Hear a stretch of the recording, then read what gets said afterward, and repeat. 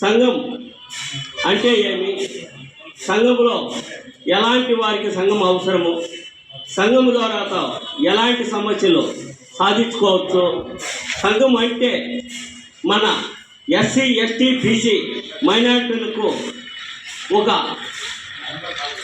కంచు కోటగా, మన కర్ణునికి అతన్ని కాపాడుకునేకి ఎట్లు అతనికి కవచాలు ధరించునో ఆ మాదిరిగా మన ఎస్టీ బీసీ మైనారిటీలకు సంఘం ఉంటే అదే ఒక అండగా ఉంటుందనే ఉద్దేశంతో, మంచి బుద్ధితో, మంచి తెలివితో, సహృదయ భావంతో మన శంకరప్ప గారు ఈ సంఘాన్ని ఏర్పాటు చేసి నూతన కార్యవర్గాన్ని ఎన్నుకోవడం చాలా సంతోషకరం. ఈ సంఘానికి అధ్యక్షుడిగా శంకరప్ప గారు రాష్ట్రంలోనే ఎస్సీ ఎస్టీ బీసీ మైనార్టీలకు ఏ సమస్య వచ్చినా ముందుండి ఆ సమస్యను పరిష్కరించేదానికి రాష్ట్రంలోనే ఒక కార్యవర్గాన్ని తయారు చేసి ఎవరైతే ఎస్సీ ఎస్టీ బీసీ మైనార్టీ సమస్యల మీద పోరాడడానికి ఆయన ముందుంటారు. ఆయన్ని నేను ప్రత్యేకంగా ధన్యవాదాలు తెలియజేసుకుంటున్నాను. సెలెక్ట్ చేసి ఆ కార్యవర్గం మండల స్థాయి నుంచి, జిల్లా స్థాయి నుంచి, నియోజకవర్గ స్థాయి నుంచి అందరూ కష్టపడి పనిచేసి ఈ సంఘానికి మంచి పేరు తేవాలని, తెస్తారని నేను ఆశిస్తున్నాను.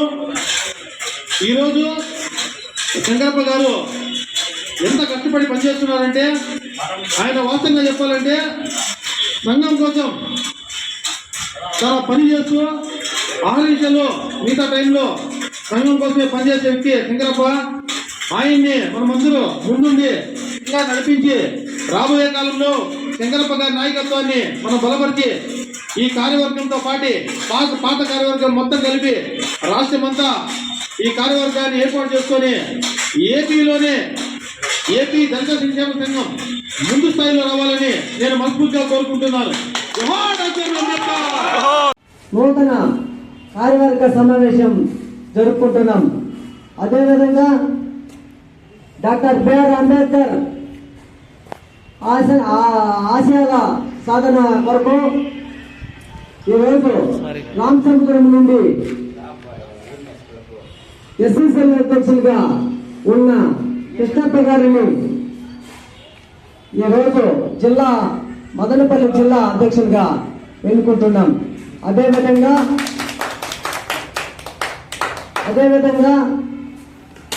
మన మర్మాపల్లికి చెందిన పూనూరు మండలం మంజునాథ్ అని రాష్ట్ర కమిటీ మెంబర్గా ఎన్నుకుంటున్నాం.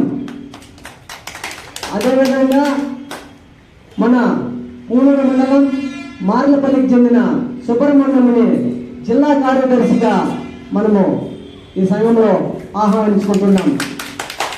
అదేవిధంగా కపాడమెట్టపల్లి పూనూరు మండలం మన కె గంగాధర అన్న గారి కుమారుడు లక్ష్మీపతి గారిని కూడా రాష్ట్ర జాయింట్ సెక్రటరీగా ఈరోజు సంఘంలోకి ఆహ్వానించుకుంటున్నాం. అదేవిధంగా మన తోపు మఠం ముందరమయ్య గారిని పూనూరు మండలం అతన్ని మన జిల్లా కార్యవర్గ సభ్యులుగా ఎన్నుకుంటున్నాం.